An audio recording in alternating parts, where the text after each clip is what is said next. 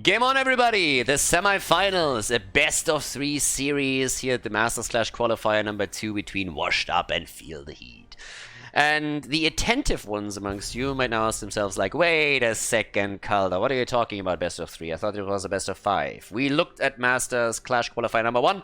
We saw those videos on YouTube, and we know exactly that's the best of 5. And you would be correct, but they changed the rules because the first qualifier ended at 3 o'clock in the morning for some of the players, and therefore there were some small adjustments when it came to semis. They are now best of 3s. And this should be an interesting one. Washed Up against Feel the Heat. This is all played on the recent patch, of course, but these are now players that are actually still fairly on eye level. Washed Up comes in as the favorite, of course, but Feel the Heat is a pretty solid team. Zeratul gets banned out because Dino is a monster on it, and we still see the ban on Deathwing. So that was a question that we had in previous games. And of course, now that the patch has just now come out like 2 days ago, and this is the first tournament with the patch, there will be a couple of picks where players are still trying to test things out. But right now, it still holds true that Deathwing is banned in Europe. And we'll see if he makes it through the draft a little bit more often, especially after this first tournament, let's say in a week or two. But for now, that's the case here. So Jimmy gets picked. Jimmy obviously got heavily buffed on the level 1 talent, and therefore we have him picked first. We saw that also in previous games. Even with Exterminator on level 1 for Battlefield of Eternity, which before that obviously was always a bit of a turd pick, but now has some merit. Anna and Jaina for the combo for Feel the Heat as they are jumping in. And now Abathar and Tyrael. Okay, it's gonna get nasty. Tyrael for Sanctification on the map. Slight adjustments on him too. His level 20 is now much stronger. And obviously, you should never really pick a hero just because of his level 20. But for Tyrael, you have on the explosion on the trait now also potential reduction on the death timer. We have Masquerade also with high mobility, and Sanctification on boss fights is always a dream. Together with Abathar, that's already an interesting setup. And that's a lot of heroes that can actually speed up Jimmy's auto attack, which is really nice, especially if you want to continuously proc your level 1. So that's pretty sweet. And that should be a fun one. Now, with Sonya banned out against them, Samuro gets banned against Feel the Heat. Sonya would also benefit from the Abathar head. But there's still globals on the map that you could take, and one of them is, for example, Falstad. So if they want to go for the bird, they could go for the bird. But what are we getting? We still need a frontline, of course, now too. So that's another one. And yeah, there's Mal'Ganis. Mal'Ganis actually got nerfed a little bit. Not only the damage on his Carrion Swarm, but also his hit point pool and regeneration, but he still gets picked here, and Dehaka together with that, so we have a global already in play. Could still pick Falstad, which would on the other hand be another auto attacker. Yes, you have Boomerang, but still not only auto attacks, but yeah, there's Mage isn't usually what we have as the second pick. Panda. Ooh. And there's the Lucio pick. Was denied in the quarterfinals several times. This is actually a nasty combo. Lucio with Abathar in particular is honestly annoying as fuck. Now we have also Dequaza on the Panda, and Chen with an Abathar head is another problem. So this is a really interesting setup that they're running right now. Washed Up will be a nuisance on this map, I can tell you that much. Feel the Heat with the final pick. Ultralisk is going to go for it, and what are we going to get? Cursed Soul is the first map, and the last pick for the red team, it is the bird. Double global. Massive macro for them. Also, of course, the Mighty Gust that they can use, but should be an interesting one. Cursed Soul is the first map, semi-final, Masters Clash qualifier number 2. Keep in mind, only the team that wins the qualifier advances to the main event. But let's jump straight into the first map between our two teams here in semi-final number 1. Game number 1, Washed Up against Feel the Heat, and on the left side, Hazorps on Abathar with Banana H on Lucio, Dequaza on Chen, Nick on Reyna, Masquerade on Tyrael. And to the right side of the map, Wit on Mal'Ganis for Feel the Heat with X-Ray on Ana, Dainu on Falstad, Ultralisk on Jaina, and Blade for even more global presence is playing Dehaka in game number 1. Okay. So, let's see who takes it here. First of all, in terms of talents, already important that we have pressurized clans here. So that's already a super important talent if you want to be more active with especially Abathar and get the damage out. That's incredibly important if you want to jump in with, well, Tyrael, Chen, if Lucio has the copy up, or sorry, the symbiote. So there's actually a lot with this. And they're already trying to make a play for Blade here, at least a little bit. They're gonna try for the trap, body blocks, and yeah, he's in trouble. And a lot of trouble at that. Yes, with Abathar coming in, that's gonna be a kill. So they take down the Haka, nicely played. Ace in the hole now taken by Jimmy, and for everybody that hasn't read the patch notes yet, now you have also the extra slow on it, so you are self-proccing pretty much your extra damage. And if you have increased attack speed, and a few people to help you out there, you can pretty much have that up in every single team fight consistently. So super important now, and a massive buff to Reyna, which now makes him one of the early picks in the game. Has been first picked several times now. Haven't seen him banned yet, but honestly, if the trend continues, that might just happen after all. Wingman on level 1 for Falstad. We also have with the Haka now the enhanced agility, but the first kill against him. He's locked in regardless. Nick is already starting to take the camps here. Objective is spawning at the bottom of the map first. And Lucio is just racing around here. Banana H trying to get something done against Wit. However, after we've seen Ixia with a lot of damage there, or just Lucio being incredibly annoying, setting up kills for the team, that's of course something that Banana Age has taken to heart as well. And with the support through Abathar, they can do a lot here, and they're already trying. Blade is in a bit of trouble. Connects the drag though, nicely done! And that might be a kill. Oh, Masquerade gets out, gets a little bit of Abathar support with it as well. But that could have been worse. Okay, he's going to be able to get away here. Now, keep in mind that when you have Abathar, like pre-10, you have the problem that in big team fights, oh, the penetrating round missing. Oh, but the Panda comes in to help out. But can they get the kill against Granny? Body blocks, and Jimmy doesn't go for it, but the Panda together with Abathar takes the kill. That's 2 kills against 0. As I was about to say, if you have Abathar pre-10, it means that you don't have the copy, so therefore you don't have the 15-point pool in team fights. So you always need to be careful around that. And it can be an issue, which is one of the reasons why Abathar teams normally on this map try to at least take one of those earlier tributes, if they can sneak that in somehow, simply because they want to ensure that they at least get level 10 by the time that the third tribute is up. And if everybody is picked quickly, then they sometimes run into trouble there. So it will guarantee that you can take those proper team fights that you really want to. There's a good timing now on the camp as the tribute at the bottom of the map got announced. There's of course the global aspect that we have on Feel the Heat side, so they have a lot of mobility on the macro level. Now Lucio helps a little bit with this since they can improve the speed of the rotations on the map, but it's still something where you have to be super careful here. And the Haka is holding to the top lane pretty much solo, but Abathar has now taken to the top as well, trying to ensure that they are soaking the experience there. Lucio goes down though, a little bit trapped here, apparently face checking the bush, and that seals the deal on the next tribute. Well, the first one. Yep, take this, and off we go. Nick, in this case, is still doing a lot of work at the bottom of the map. Gets a lot of procs in. We have an attempt to go for Masquerade in the middle, and honestly, with Jaina coming in, that's a secured kill. Yeah, so that's a kill right there. And the explosion on Tyrael is already coming in. So Tyrael gets the explosion connected. But that's, of course, now 2 kills against 2 that we're currently looking at right there. Down to the bottom of the map now. Also, by the way, Boomerang again. Middle of the map. Still the attack. Lane pushed in. Abathar is soaking what he can soak here. And down to the bottom, we still have Jimmy hiding a little bit, but Lucio needs to be careful.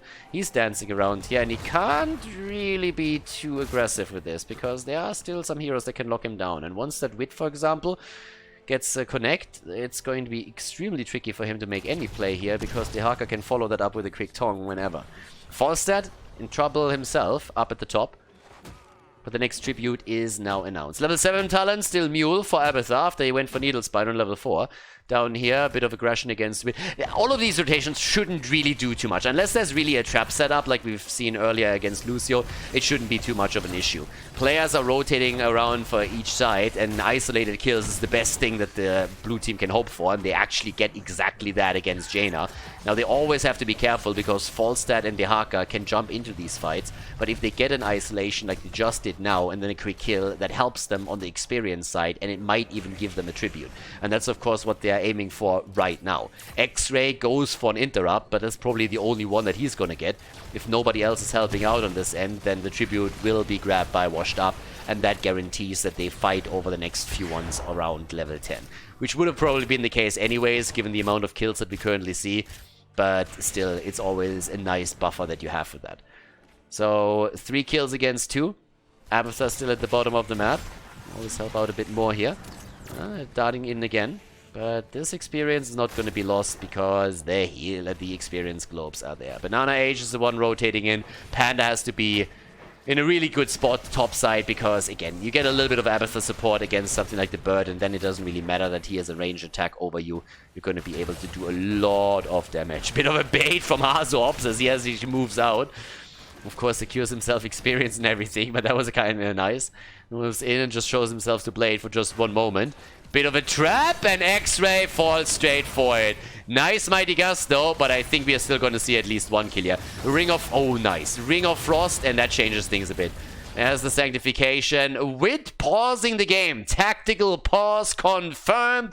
The shields are in. Dino and Blade are still there, but Ana had to move away. X-Ray has to be super careful whenever that game gets unpaused, because there could be an attack against him. And we have more heroes now moving in too. Nick is already underway. And let's not forget that we have level 10 on both sides, which means that the Abathur copy is now up, so they can always go for copy. Dino can barrel roll over. So Blade, if he moves away, there's very little that the blue team can do. They can go for the camp, but that's about it.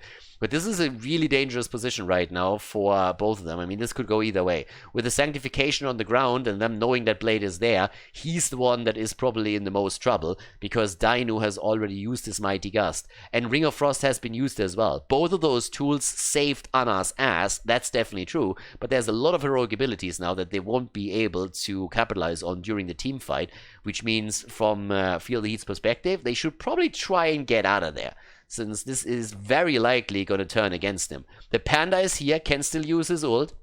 Banana H, he used the sound barrier, but now they have the perfect setup to go for the attack. The problem, of course, is if you move back, you're going to lose out on the camp, and that's exactly what we're seeing. But seems like Feel the Heat wants to fight, but they're too late. Now they have also the Spell Aura. That's a kill against 1 and 2 heroes. Nicely done, and they are maybe even able to take down Wait. I don't really think so, though. Yeah, but that's a double kill, and that's a stolen camp. What a lead already for Washed Up. Great setup for them. And all of this, of course, happens as the next tribute is on the map, and with this, we're now looking at a 2-1 tribute lead for Washed Up. I wouldn't even have been shocked if they decided to go for boss here. So, yeah, seems like they might make the play right now. Nah, it's a siege chance in the bot lane that they have their eyes on first. But that was a fantastic kill setup. But boss is now about to be taken, topside at least, and this one is taken quickly. Falstad has the Mighty Gust back up. Washed Up comes in, does the same thing bottom left. So both of the teams are taking that. Abathur is soaking the experience again. There's not going to be any kind of interrupt. Falstad is not going to try and fly down to steal it with the Mighty Gust. Those plays happen rarely, but they do happen. But not in this case. That would be way too much of an ask to try and get this connected. So, there we go. Both teams with the boss, top side. That's going to take quite a bit of damage. There's nobody there to defend. Abathur can move in and he can try and mule the shit out of it as much as he wants.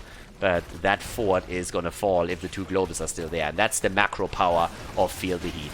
They can always move back to any other lane. So that fort will fall. And honestly, if they just both go down to the bottom of the map after the fort falls, they can easily defend against the boss. The problem that they have is that they can't really go down to the bottom because the tribute is spawning topside. Falstad is already channeling, but Masquerade is interrupting, and he is assisted by Abathur, who has the symbiote. So there's very, very little that he's going to be doing by him as lonesome.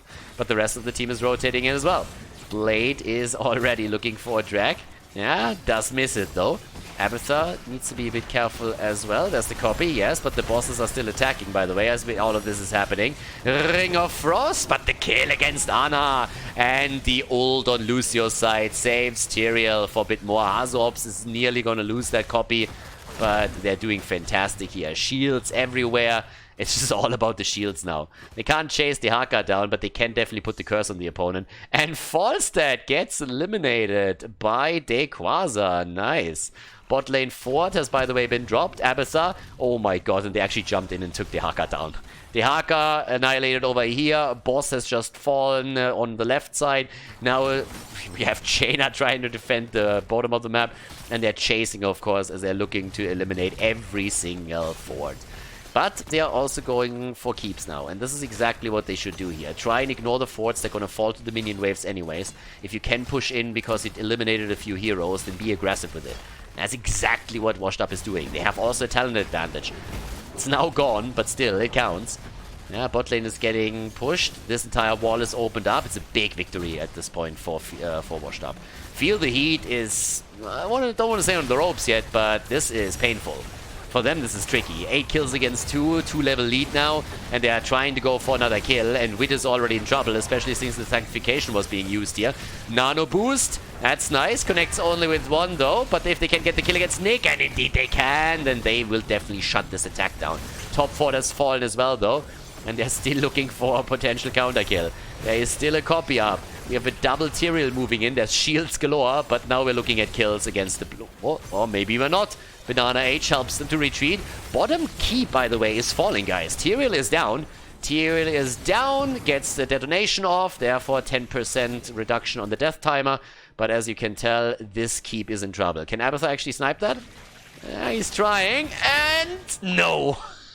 I mean, he might get it later. Now, this is going to be a sore point for the red team throughout all of it. But even with the copy, he couldn't really snipe that.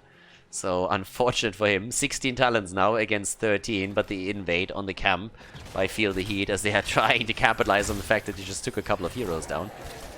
But regardless of the keep falling at the bot lane or not, this is bad news, because whenever someone gets now close to the keep, it will fall.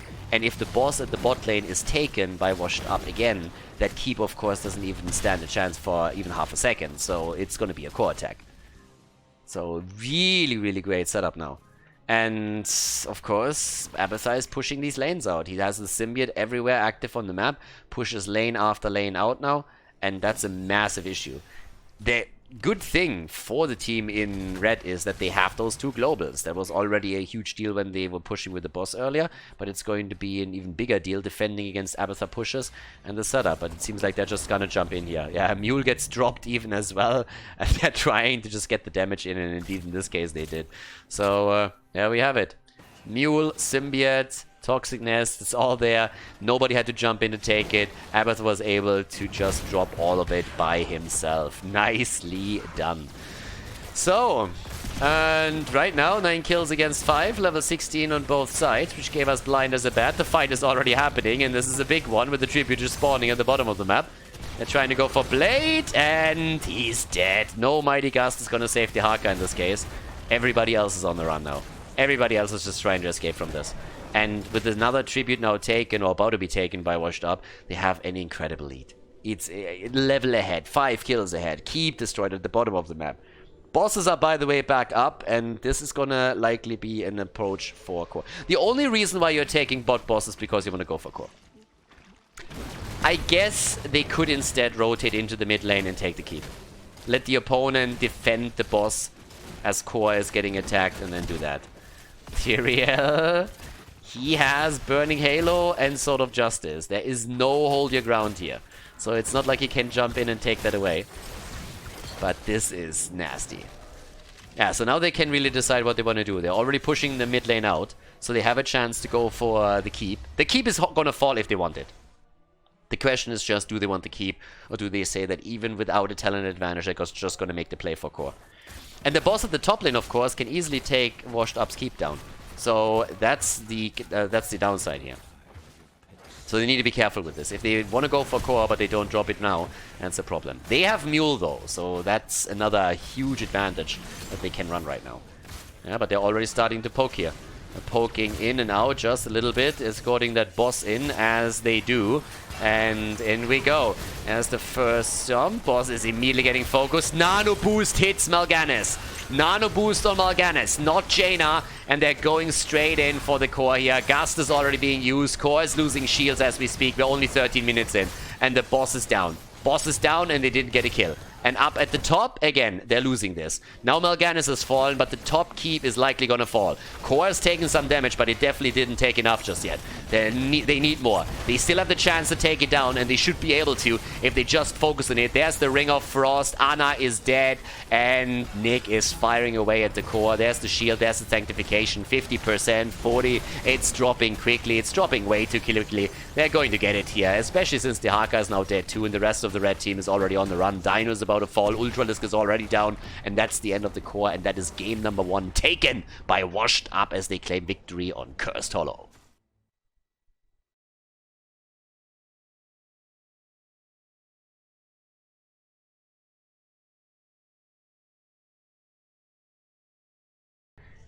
Game number 1 was a victory for Washed Up, the blue team in the lead as we're heading into the second map of the best of 3 series here in the semifinal of the second qualifier for the Masters Clash event. Infernal Shrines is the map, and on the left side, Washed Up in the lead. So let's see if they can make this a 2-0 or if Feel the Heat fights back into it. Also, we're going to look at those ban priorities again. Is Jimmy, for example, at some point maybe even ending up in a banned position? Or are we continuously just see him as a pick now that he has been buffed pretty heavily by Blizzard? Hammer, first of all, gets actually banned. Okay, so that's already interesting.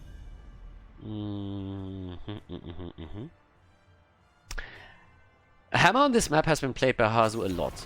Zeratul, of course, against Dino is like a consistent ban, so that doesn't really come as a surprise. With Hammer, I'm not really so much surprised that Hammer is banned, but I just want to see if they are maybe at some point also addressing when they are already looking at auto-attack damage dealers, if Jimmy is somewhat that they are concerned about, or if this is something where they're just saying like, yeah, whatever, we can actually deal with that this time. We're going to just focus him down a little bit better. But Hammer was for a long time, of course, for Hazu just such a nuisance for any team because it just can't get to him. That's a massive problem. Vala gets banned out, and that is something that Nick, of course, has played here a lot. Just generally speaking, Vala is amazing with the multi-shot build here. You not only get huge amounts of damage in against the opponent's team, but on top of that, you're also able to take down minions on the shrine itself. So, yeah.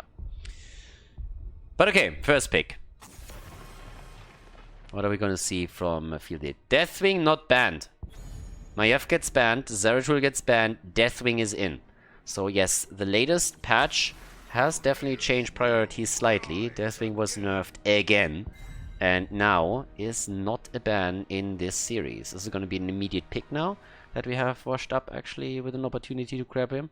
Greymon was prioritized from Ultralisk for Feel the Heat. But there's also still Jimmy up, so again, it will become interesting. Okay, the immediate pick on Jimmy, so they stick with the first pick on Reyna, and we have Leo together with that. So that's already a powerful lineup for them. Okay. I mean, powerful in the sense that they have a lot of wave clear around it, and obviously Jimmy is by now just a hero that you kind of want to have in these cases, as they've now proven a few times. We haven't really seen him banned out yet, but I honestly believe that at this point it's only a matter of time until this is going to happen. Here comes the pick on Johanna. That's even more wave clear, of course, this time on the side of Feel the Heat, and with Greymane they have quite a bit of that already. So for the Shrine fights, this is definitely going to be interesting. Malfurion from X-Ray can always control like the choke points when it moves in. X-Ray needs to be careful with this though, because he in the past has sometimes had a couple of problems with Malfurion positioning and was then taken down by the opponent. They just homed on him quickly. Junkrat gets banned. Again, Deathwing still not claimed by either one of the teams. Let's see. There is still mage potential. Ana would be ready. Deathwing gets banned. Okay, bit late, but still gets banned out. Ana for Banana Age and Hazu on a mage. That is absolutely possible. Definitely not out of the question here. So that's what I'm looking for right now. Who is going... what is Hazu going to play? I mean, theoretically speaking, you could see him even on on Rexa again, but that would be a weird combo where you have like a triple front line with Rexa Misha. It's more likely that he's going to be playing a mage, and Ana is already taken, so that makes this even more likely. Tyrael first. Tyrael and Leo, so that means Sanctification again that we could see here. Yep, and on the other side. Alright, let's see. They need more damage and they need an offlaner. They don't have an offlaner yet. Johanna plus Blaze is incredibly powerful. Has an enormous amount of wave clear. Plus also survivability on the shrine, of course. Yep, there's Blaze. And Hanzo together with it. Okay, and what are we gonna get for Washed Up? Hazop's the only one that hasn't picked yet.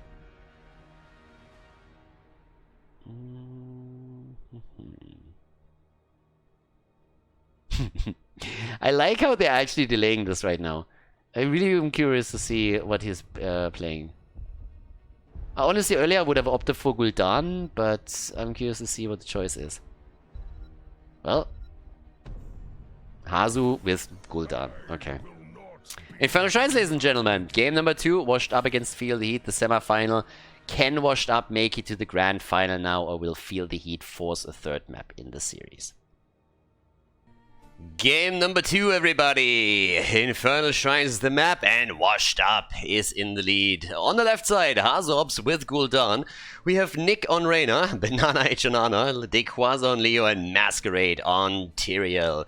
And over to the right side of the map, Feel the Heat with Wit on Johanna in game number 2, Dino on Greymane, X-Ray on Malfuri, and Ultralisk on Hanzo, and Blade on Blaze.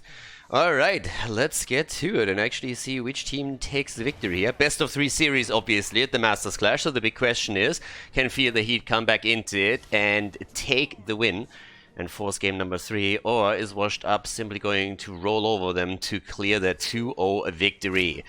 At this point, of course, with all the AoE that we currently have in the hands of Washed Up, they have a fair amount of heroes that would do really, really well on the Shrine, but they also rely again on Jimmy, and with that reworked version of him and the, of course, buffed Ace in the hole, he is going to be a big problem for all those low HP heroes on the other side. Especially Greymane actually needs to be a little bit careful whenever he makes the engage. It's always tricky going up against Hazops and Gul'dan in the first place. A Horrify after level 10 can really, really ruin your engagement. But if you also have the penetrating round against you, Sanctification, shields and whatnot, it can really become dicey very, very quickly. And that's something that Blade already experienced, at least slightly, as he's currently sitting in the mid lane. It was actually ganked by 3 heroes on the way up to the top. Also a bit of damage against Gul'dan, but the first victim might be Hanzo, and indeed it is. Quick kill here as Jimmy comes in with the auto attack and hunts him down. Hanzo dead, and first blood for Washed Up.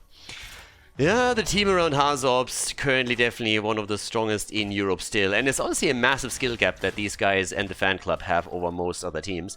But there's always a couple that really on a good day can just fight back. We've seen some amazing games from not only Feel the Heat, but also the Vikings. Even Crystal Gaming sneaking into the league had some fantastic showings, even though for Crystal Gaming it's always a little bit of a mixed bag, I want to say. One day they look like they are a contender for some of the top spots, and the next day they get completely demolished without having even the slightest chance to win a map. So it's a little bit the inconsistency that is probably their biggest problem right now. In the game at hand, on the other hand though, we have now another fight over a camp. Left and right camps already got taken in the bottom half of the map, but now it's the focus on number 3, and both teams with level 4 talents at the same time. Locked down, and here we go. Returning the favor, Feel the Heat take down Reyna in this little engage down here. And a really good setup at this, by the way, too. Malfurion was ready with the root, and then Dino just simply said, alright boys, I got this. Masquerade juking out on the oil spill, that one was important too. If he actually gets slowed down here, then there's a chance that Ultralisk is able to make the play and take him down. Not the case though. But the first objective is soon going to be announced, and we're looking at the shrine at the top of the map, where Dequaza is currently still taking out the trash, taking those minion waves down. Ultralisk, on the other hand, jumps straight into Masquerade, and that's going to be another kill, isn't it? Oh, yeah. Tyrael with the kill has to dive into the tower range for just a second to make it happen. And therefore will have to retreat here, but still nicely done. And that's kill number 2 for Washed Up in this second game. Camps also focused. And now the blue team even trying to sneak over to the right side of the map in an attempt to steal the Shaman camp away. That's not quite working out that way. Hanzo, of course, was still down, but they didn't have all the heroes over there anyway, so it would have been a bit of a dicey battle to begin with. Well, as it turns out, the earlier position on the shrine now for Quasar, who takes a slight lead, actually, in minion stacks for his team. Hazorps is getting, not really a beating, but Ultralisk was able to home a few of the arrows in and drop him a bit lower. But the fight is raging on as Feel the Heat is trying to fight for the position and already pushing back on the minion stacks, at least going for the objective here. Wit is zoning out Hazorps as best as he can. Ultralisk is still at the bottom of the map and everybody is starting to dive in again as Hazo drops another corruption, gets some damage out. Nick still playing around his position here and the aggression towards the top is focusing on Leoric. Leo so far still alive though, but there's the potential kill, and instead it's Wit that falls. Johanna eliminated, and that could be so much more trouble if not for Blaze and his jet propulsion connect. With 3 heroes, stunning them out, 3 kills against 1 regardless for the blue team, and despite the fact that they're pretty low in the HP pool, now easily making the play for Dino, and Greymane is eliminated. Not a good start here. Tyrael goes down, but... explosion value right here. That's how you play around the trade. Masquerade gets the kill against Malfurion. He himself, of course, falling, but this is still a fantastic trade for Washed Up. 5 kills against 2 in total. Frozen Punisher also claimed, and now they can push through the top lane and try to take at least the wall, but maybe even the fort down, depending on how many resources they are willing to commit to the attack. But with Leo already sitting in the middle and Tyrael now slowly making his way up to the top, it's a bit unlikely that they're going to get more than the wall itself. And even for that they will have to fight. Red team baits the Punisher over the wall to have an easier time defending against it and do exactly that. Race it down pretty quickly. But there's another potential kill against Johanna and Wit goes down. Well, it's a level lead that we're already looking at for Washed Up. They, of course, have the advantage to head into this series with a 1-0 lead in general. And if they can claim the second victory, that would easily bring them to the next round of the tournament here. So, we are at this point of Blaze trying to hold the fort at the bot lane. Literally and figuratively. I mean, he is trying to keep them in experience range. And also prevent any attacks to hit the fort itself. But now we have not only a camp stolen away, but the potential to take the fountain down over here. Hazorps grants a little bit more vision for the Khazras, and they drop it low. But get aggroed, and therefore the fountain is still in play. Level 10, on the other hand, will be a big problem, and it should happen any second. Now, the problem is that even before they have level 10, the kill against Blaze is already setting the pace for this fight. And now that they have Horrify, they could in theory even try and go for Wit here. Not forcing the issue yet though, but that is trouble brewing for Feel the Heat. They're feeling the heat for sure now. Here comes the attack through the middle, and of course Horrify is now in, so if at any point they get an access to any of these heroes, can lock them down maybe with an entomb, then it's just lights out. But Leo is up at the top again, trying to push the lane out as well. 7 kills against 2, level 11 versus level 9 for now. And once again, the attempt to go for Hazorps here. But they just can't sneak deep enough in order to make that happen. Quasar on his little soap bar is still sitting in the bush here, so he's soaking the experience, taking it easy, of course. Nobody really committing to anything yet. But thanks to the AoE that comes now together from Gul'dan and Leo, they can burst that wave down very easily. And Leo will rotate topside to deal with this minion wave, whereas the rest of the team is focusing on mercenary camps. Down to the bottom left, 1 Khazra camp already taken. Level 10 now on both sides available. No tranquility in this game. Instead, we have again the Twilight Dream. Didn't even need it. But a quick and snipey kill against Tyrael sets the pace for this one. Good blessed shield from Wit in particular. That locked Tyrael down pretty heavily. No chance to just jump out or use Sanctification whatsoever.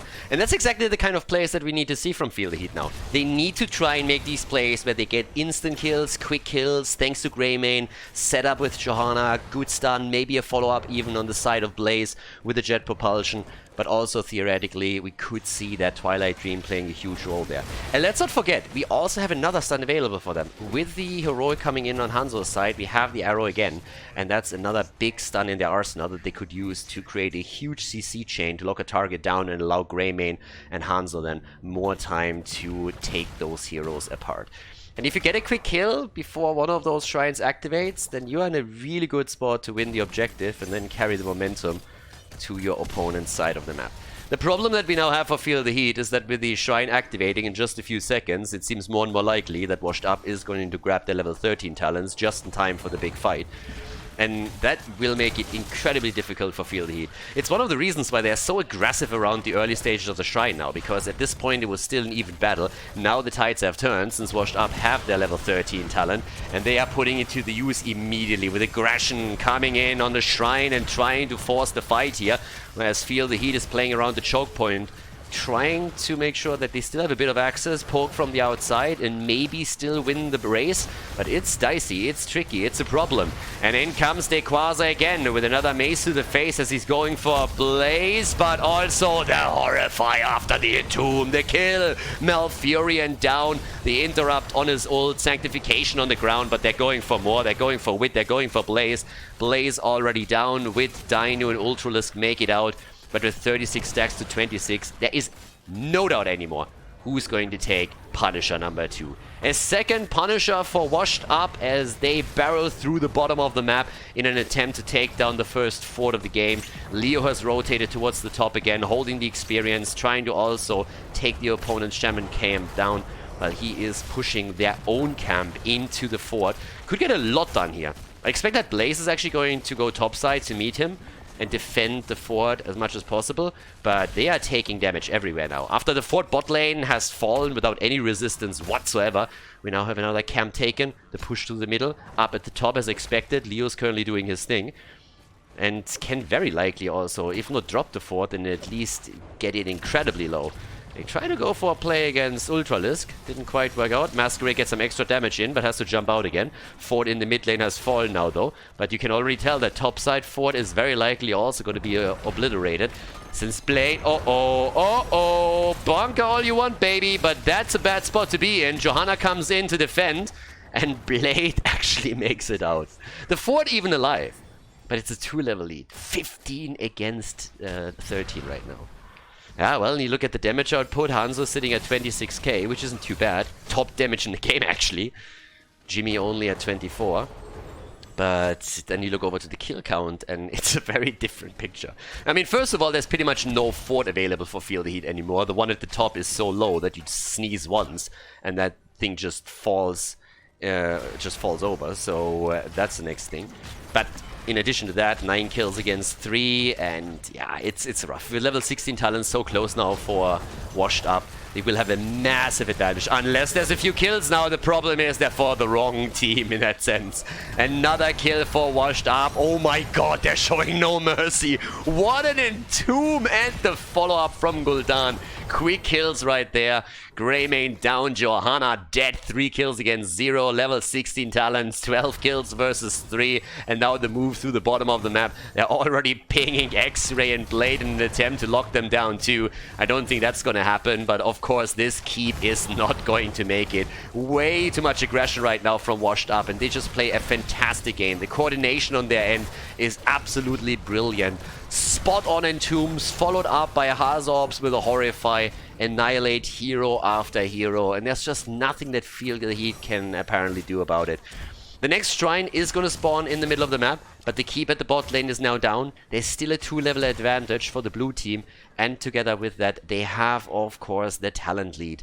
And it's a big talent to have. I mean, Paint Them Red already is giving Jimmy even more survivability. On top of that, the Echoed Corruption in another 6 stacks only for Hazorbs will then even be more empowered by the Ruinous Affliction that he picked on level 16. When it comes to Leo, he went into damage reduction build here, no auto attack style for him.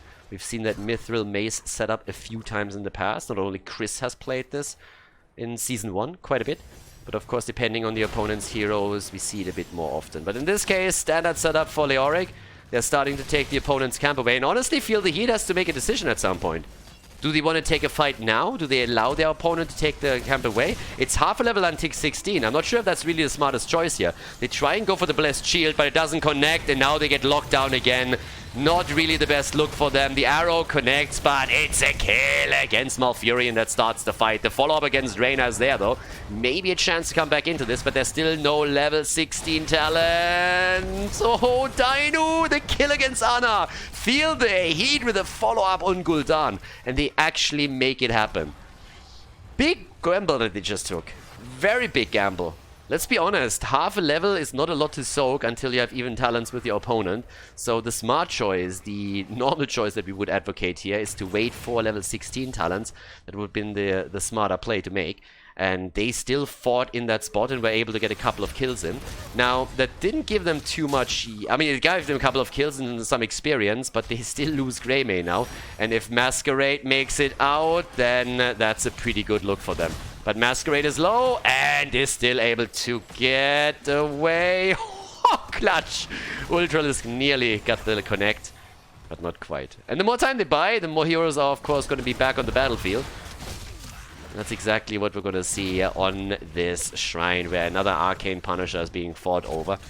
But yeah, at least Feel the Heat is showing a little bit of zazz here, trying to make a play, trying to come back into this Force game number 3 in this series. Wit, then again, might be in trouble. There's the Entomb, and he's going to make it out. Tequaza alone was just not enough to go seal the deal here. But we still have Gul'dan on the spot, together with Nick, so they are starting to get more and more minion stacks for the blue team, and all of a sudden it looks like they might win this one after all. Wit is still low, gets drained again, barely makes it out, the arrow connects, and that's a kill against Leo. He's going to be back to business soon, but Blaze has also taken a bit of a beating. Blade is low, it's 30 stacks against 29. Bottom lane is a problem. There's 2 catapults already pushing in, and a third one is joining the fun.